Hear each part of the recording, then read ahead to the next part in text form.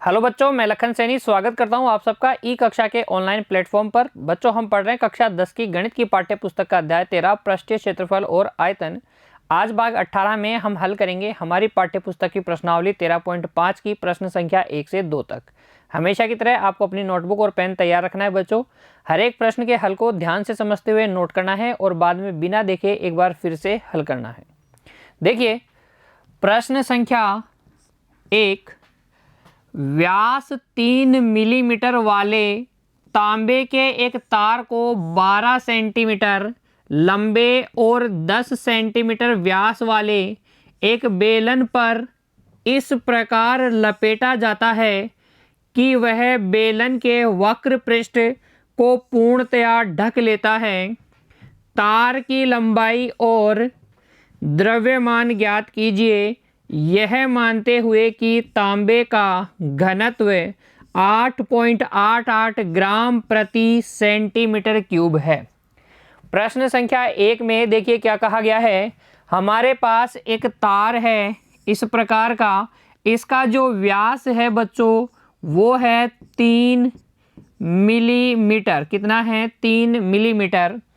इस तार को एक बेलन पर इस प्रकार के एक बेलन पर लपेटा गया है। इस प्रकार से लपेटा गया है कि इस बेलन की वक्र पृष्ठ पूर्णतया ढक जाए। इस बेलन की ये वक्र पृष्ठ पूर्णतया ढक जाए। इस बेलन की लंबाई हमें दी गई है 12 सेंटीमीटर और व्यास हमें दिया गया है 10 सेंटीमीटर। और पूछा गया है, एक तो इस तार की लंबाई बताइए और इस तार का द्रव्यमान बताइए, जबकि तांबे का घनत्व कितना है? 8.88 ग्राम प्रति सेंटीमीटर क्यूब है। यानी कि 1 सेंटीमीटर क्यूब तांबे का तार का द्रव्यमान हमें 8.88 ग्राम दिया गया है। हमसे पूछा गया है कि इस पूरे तार का, जो कि इस बेलन पर लपेटा गया है, इसका द्रव्यमान कितना है।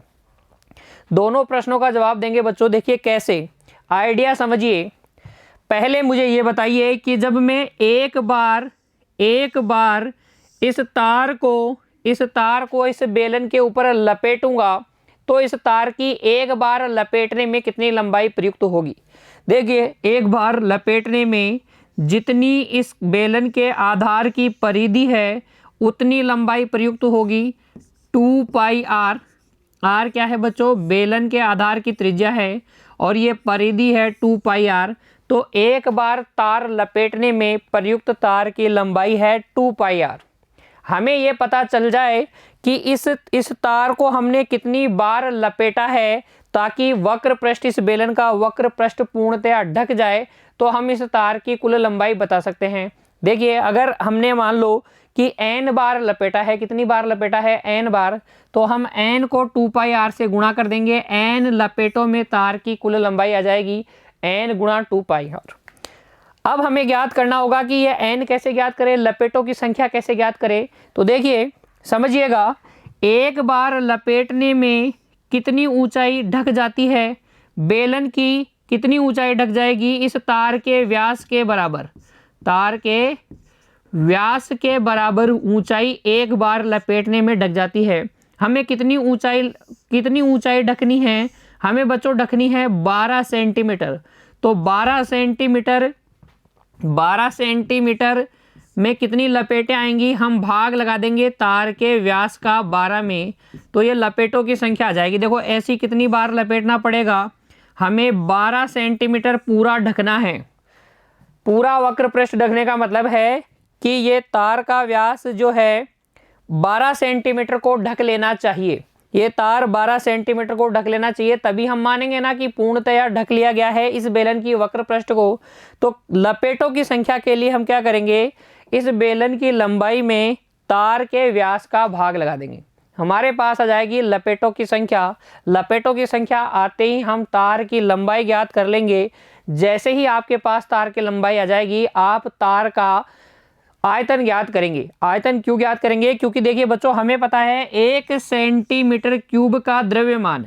तो हमें पता करना होगा कि ये जो तार है वो कितना सेंटीमीटर क्यूब है, अर्थात इस तार का आयतन कितना है। तार क्या होता है, तार जो होता है बच्चों बेलन के आकार का होता है। हमें पता है बेलन के आयतन का सूत्र पाई आर स्क्वायर एच। तो हम इस तार का आयतन निकालेंगे, जितना आयतन आएगा उसको 8.88 ग्राम से गुणा करेंगे और गुणा करने के बाद में हमारे पास आ जाएगा तार का द्रव्यमान।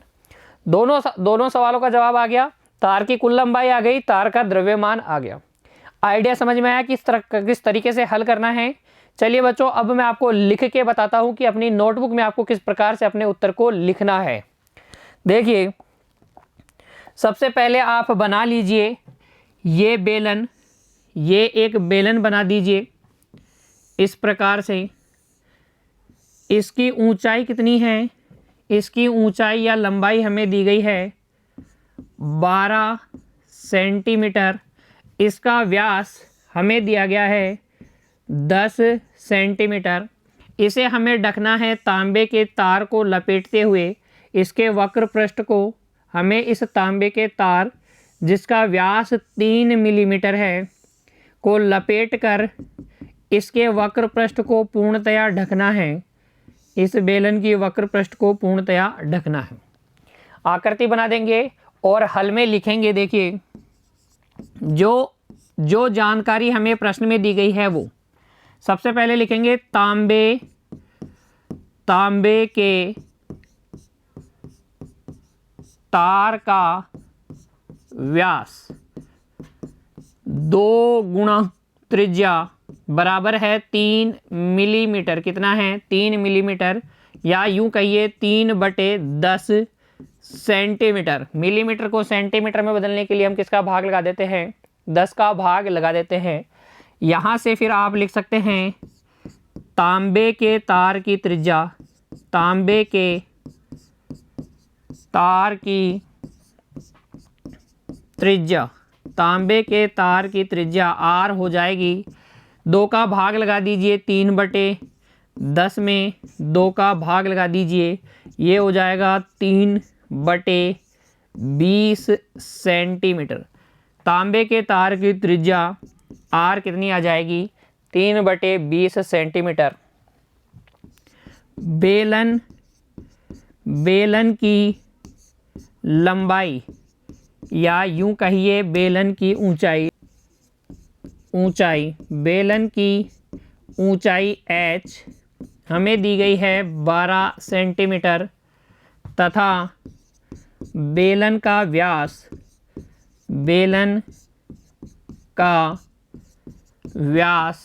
2 गुणा त्रिज्या, बेलन की त्रिज्या r मान लेते हैं, बड़ा R कितनी है, 10 सेंटीमीटर है व्यास। यहाँ से बेलन की त्रिज्या आप निकाल सकते हैं। बेलन की त्रिज्या R ये हो जाएगी बच्चों 10/2 अर्थात 5 सेंटीमीटर। कितनी हो जाएगी, 5 सेंटीमीटर। ये तो वो जानकारी हमने लिखी है जो प्रश्न में हमें दी गई है। हमसे पूछा क्या गया है, देखिए हमसे पूछा गया है तार की लंबाई और तार का द्रव्यमान। तो सबसे पहले ज्ञात करेंगे तार की लंबाई। उसके लिए हमें ज्ञात करना होगा कि ये कितनी लपेटें हैं, लपेटों की संख्या ज्ञात करनी पड़ेगी। तो उसके लिए देखिए कैसे ज्ञात करेंगे लपेटों की संख्या। हम लिखेंगे क्योंकि तांबे के तार द्वारा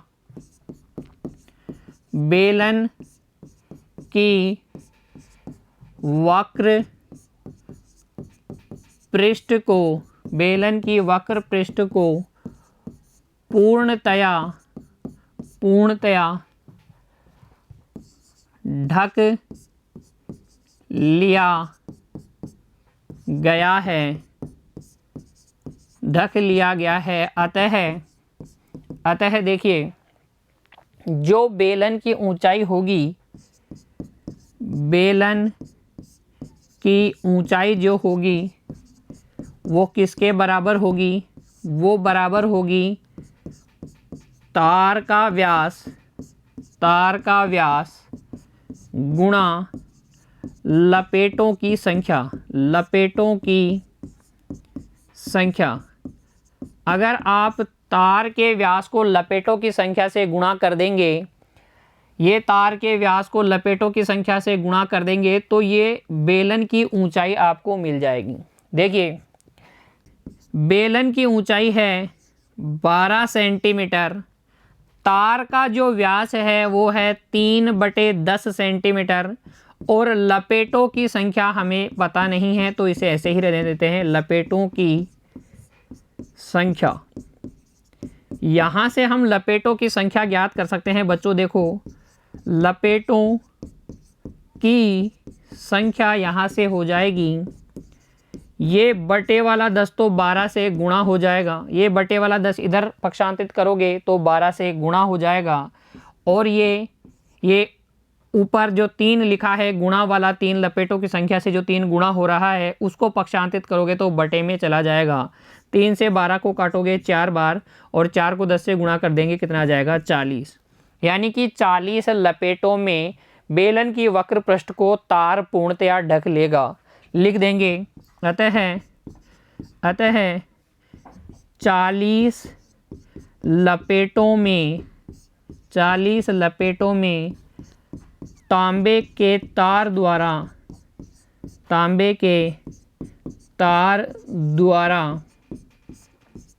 बेलन की वक्र पृष्ठ को पूर्णतया ढक लिया जाता है, पूर्णतया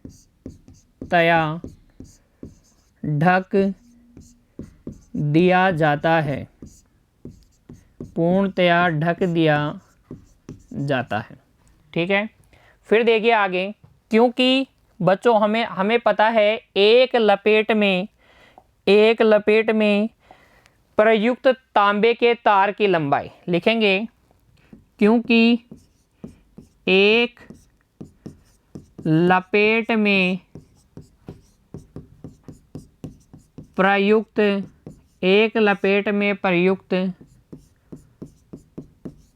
तांबे के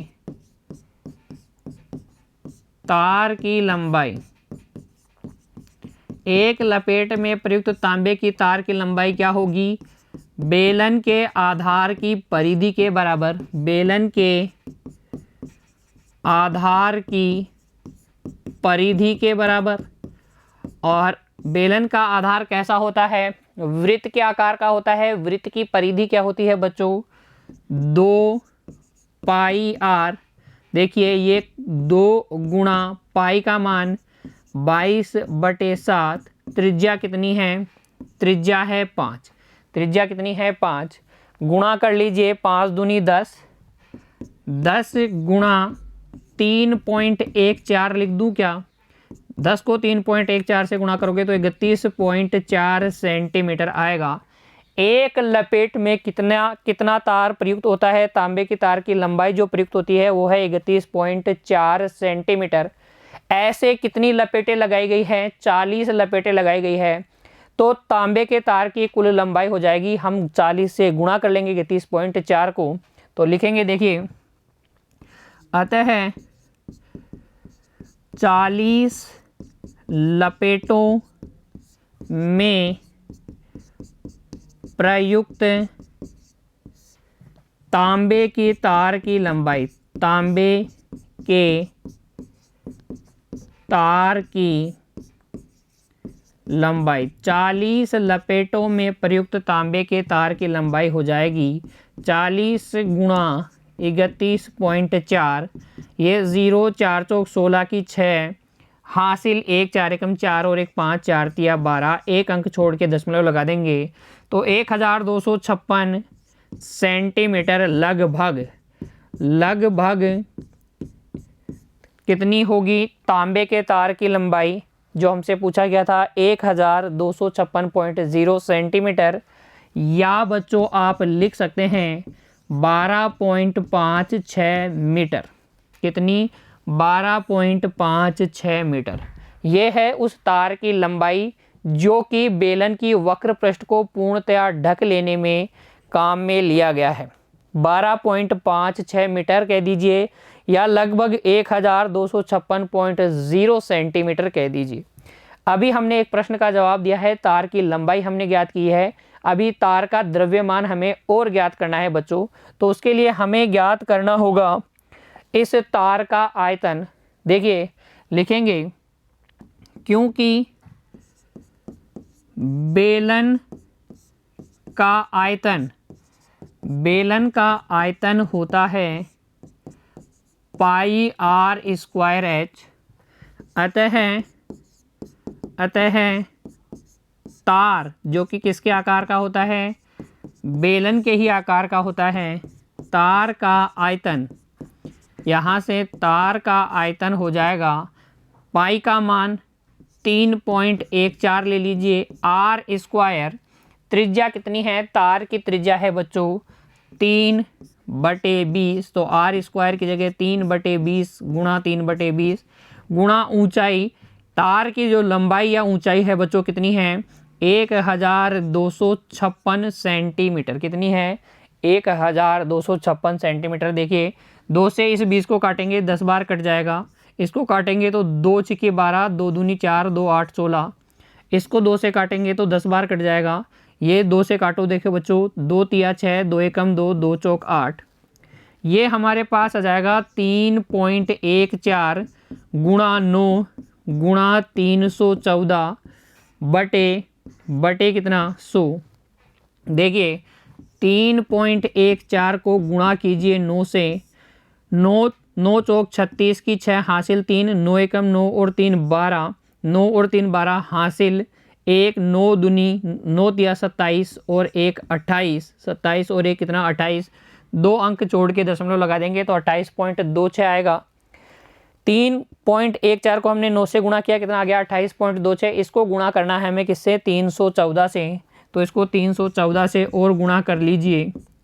4 छिका 24 की 4 हासिल 2, 4 दूनी 8 और 2 10 की 0 हासिल 1, 8 चौक 32 और 1 33 हासिल 3, 4 दूनी 8 और 3 कितना हो जाएगा 11, 1 से गुणा करेंगे तो ये 6 2 8 2 आ जाएगा। 3 से गुणा कीजिए, 3 छिके 18 की 8 हासिल 1, 3 दूनी 6 और 1 7, 8 तिया 24 की 4 हासिल 2, 3 दूनी 6 और 2 6 और 2 8। देखिए ये आ जाएगा 4 6, 13 की 3 हासिल 1, 17 की 7 हासिल 1 8 और ये 8, 2 अंक छोड़ के दशमलव लगा देंगे तो ये आ जाएगा बच्चों आपके पास 8873.64 बटे 100। 100 का भाग लगाएंगे तो ये आ जाएगा, देखिए 88.7364 सेंटीमीटर क्यूब। उस तार का आयतन जो कि बेलन की वक्र पृष्ठ को पूर्णतया ढकने में प्रयुक्त हुआ है, कितना है 88.7364 सेंटीमीटर क्यूब। अब हमें पता है 1 सेंटीमीटर क्यूब तार का द्रव्यमान है 8.88 ग्राम, तो इतने सेंटीमीटर क्यूब का हम आसानी से निकाल लेंगे गुणा करके।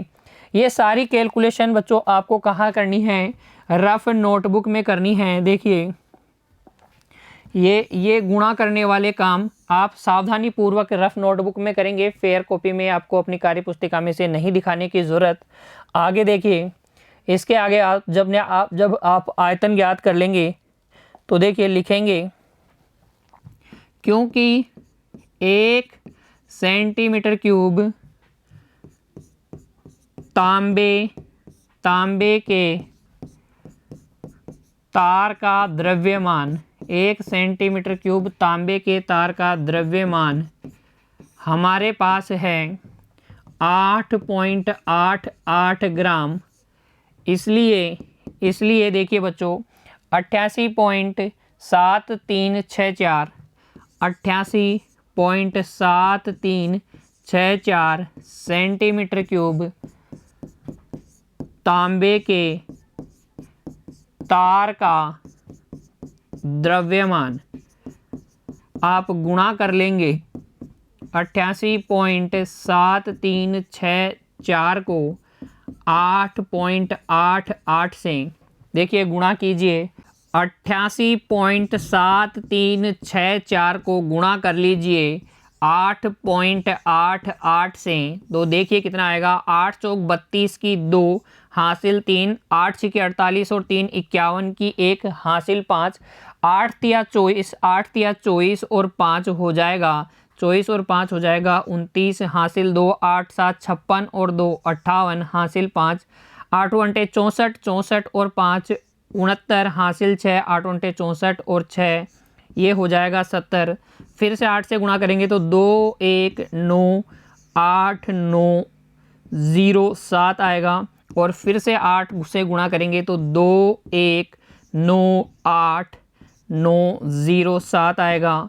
जोड़ लीजिए बच्चों सबको, 2 3 12 की 2 हासिल 1, 12 की 2 हासिल 1, 8 और 1 9 9 9 18 और 1 19, 19 हासिल 1 9 और 1 10, 10 और 8 18, 18 और 9 27 की 7 हासिल 2, 8 और 2 10 और 9 19 की 9 हासिल 1, 7 और 1 8, 8 और 9 8 और 9 हो जाएगा 17 हासिल 1, ये 8 हो जाएगा ये 7। 6 अंक छोड़ के दशमलव लगा दीजिए, 1 2 3 4 5 6, तो ये आ जाएगा बच्चों 787.9792 ग्राम, इतना ग्राम आ जाएगा लगभग, जो कि क्या होगा, लगभग होगा 788 ग्राम के, लगभग 788 ग्राम।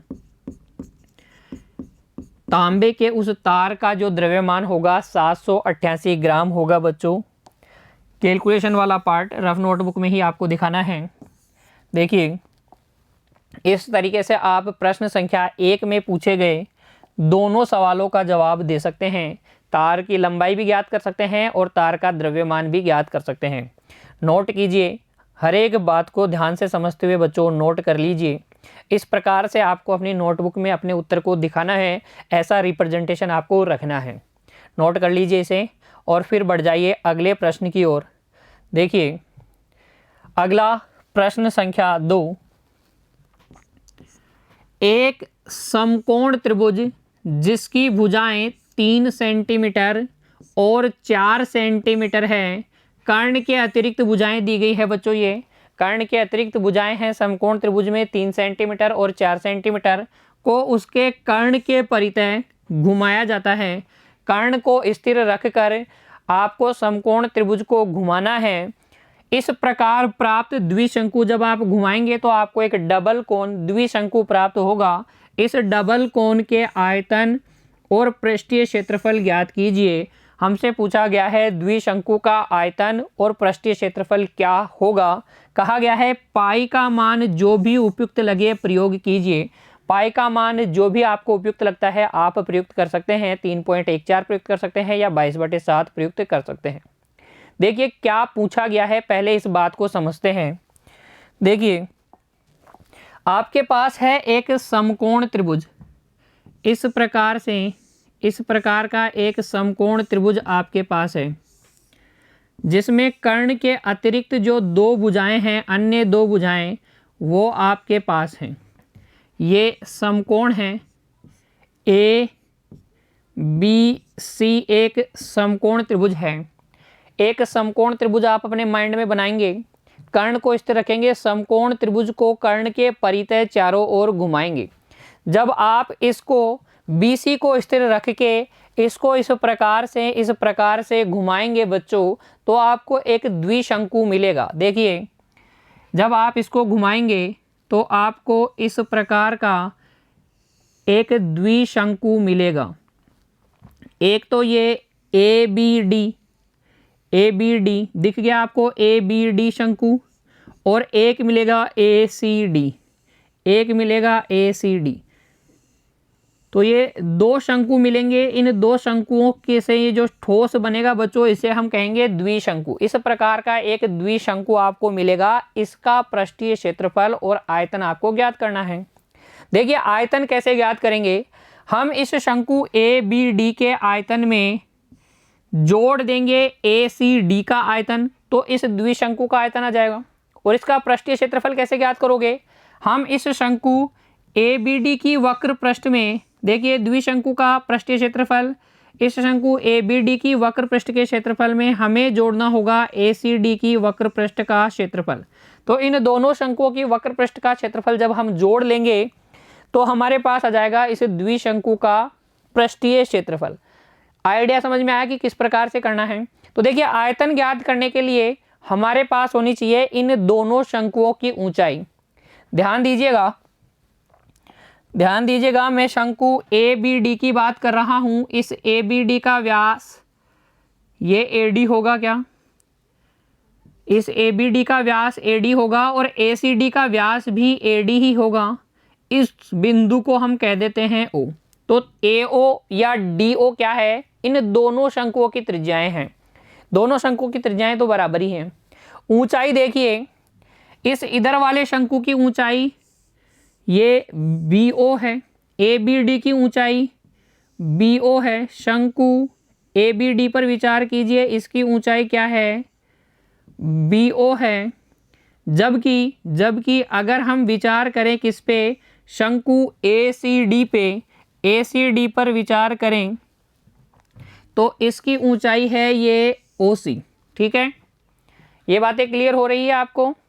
हमें इस समकोण त्रिभुज ABC की दो भुजाएं भी पता है। AB हमें पता है 3 सेंटीमीटर है और AC हमें पता है 4 सेंटीमीटर, क्योंकि प्रश्न में ही हमसे कहा गया है कर्ण के अतिरिक्त जो दो भुजाएं हैं वो ये हैं। तो इस शंकु ABD की त्रियक ऊंचाई आपके पास आ गई 3 सेंटीमीटर, ACD की त्रियक ऊंचाई भी आ गई 4 सेंटीमीटर। हमें चाहिए इन दोनों शंकुओं की त्रिज्याएं और इन दोनों शंकुओं की ऊंचाई। सबसे पहले हम त्रिज्या और ऊंचाई ही ज्ञात करेंगे, उसके बाद में हम इस द्विशंकु का आयतन और पृष्ठीय क्षेत्रफल आसानी से ज्ञात कर सकते हैं। देखिए प्रश्न संख्या 2 की कहानी आपको समझ में आई या नहीं, इस पर विचार कीजिए पहले कि किस प्रकार से ये द्विशंकु बनेगा। ठीक है, और फिर देखिए हल को। हल में हम लिखेंगे प्रश्न संख्या 2 का हल। देखिए बच्चों, हल में हम लिखेंगे माना कि त्रिभुज ABC शीर्ष A पर समकोण त्रिभुज है। शीर्ष A पर समकोण त्रिभुज है, ये हमने मान लिया। जब त्रिभुज ABC के कर्ण BC के परित है, कर्ण BC के परित है, त्रिभुज ABC को घुमाया जाता है,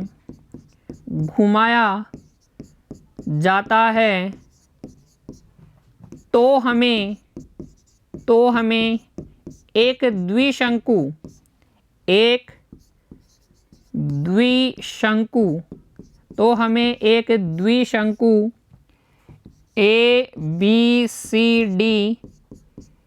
होता है,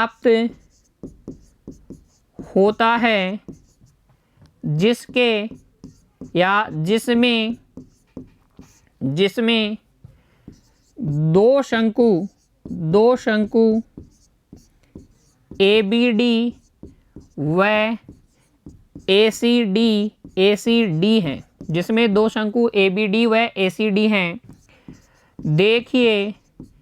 देखिए आकृति में, तो ये जो आकृति बनेगी उसके बारे में हमने लिखा है।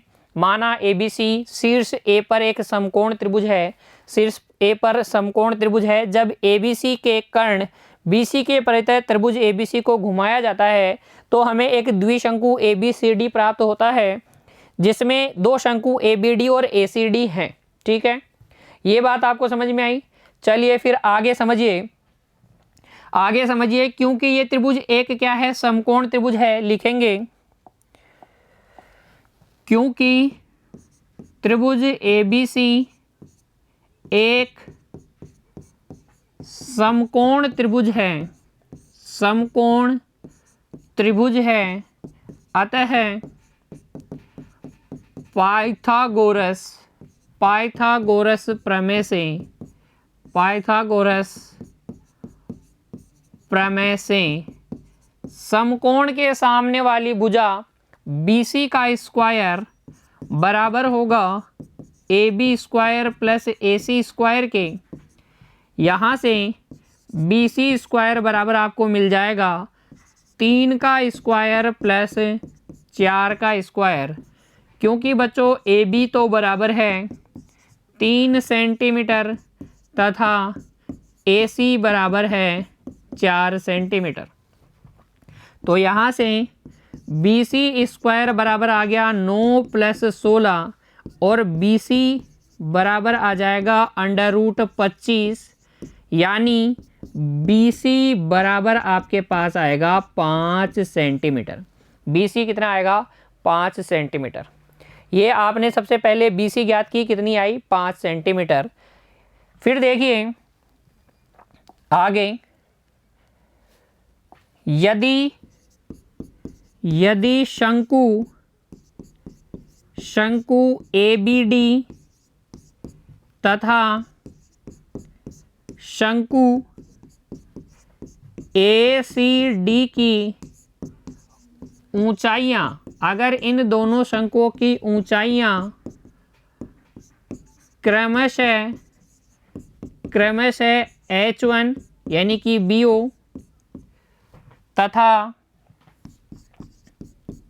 H2 CO है, तब देखिए H1 प्लस H2 यानी कि BO प्लस OC बराबर हो जाएगा BC, और यहाँ से H1 प्लस H2 का मान आ जाएगा 5 सेंटीमीटर। ठीक है, H1 प्लस H2 का मान कितना आ जाएगा? 5 सेंटीमीटर। इन दोनों शंकुओं की ऊंचाइयों का योग हो जाएगा BC। कितना है BC? 5 सेंटीमीटर। हमें त्रिज्याएं भी ज्ञात करनी है। देखिए त्रिज्या इसकी AO है और इसकी OD है, बराबर ही है। AO और OD दोनों की बराबर ही त्रिज्याएं हैं, दोनों के व्यास AD ही हैं, तो त्रिज्याएं बराबर ही हैं। तो त्रिज्या ज्ञात करने के लिए मैं क्या करूंगा, देखिए क्योंकि त्रिभुज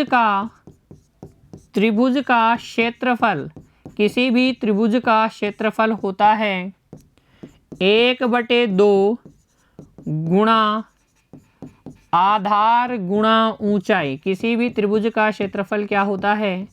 1/2 गुणा आधार गुणा ऊंचाई। अतः त्रिभुज ABC का क्षेत्रफल, देखिए 1/2 आधार, अगर आप BC को लेंगे तो ऊंचाई हो जाएगी AO, या फिर आप लिख सकते हैं 1/2 आधार अगर आप AB को लेंगे तो ऊंचाई हो जाएगी AC। ध्यान से समझिएगा जो बात मैं आपको समझा रहा हूं। ये हमारे पास एक समकोण त्रिभुज है ABC। अगर आप BC को आधार लोगे तो ऊंचाई कहाँ से लोगे? सम्मुख शीर्ष से। सम्मुख शीर्ष से लंब कौन है? AO। और अगर आप AB को आधार लोगे तो सम्मुख शीर्ष से डाला गया लंब ऊंचाई होगी, और ये ऊंचाई कौन है? AC। तो हम त्रिभुज ABC का क्षेत्रफल इन दोनों तरीके से ज्ञात कर सकते हैं। 1/2 गुणा BC गुणा AO लिख सकते हैं, या 1/2 गुणा AB गुणा AC लिख सकते हैं। यहाँ से आप लिख सकते हैं 1/2 गुणा 5 गुणा AO बराबर 1/2 गुणा 3 गुणा 4। 1/2 से 1/2 कट गया, यहाँ से AO बराबर आ जाएगा 4 × 12/5, यानी कि 2.4 सेंटीमीटर। AO कितना आ जाएगा? 2.4 सेंटीमीटर। अतः शंकु ABD तथा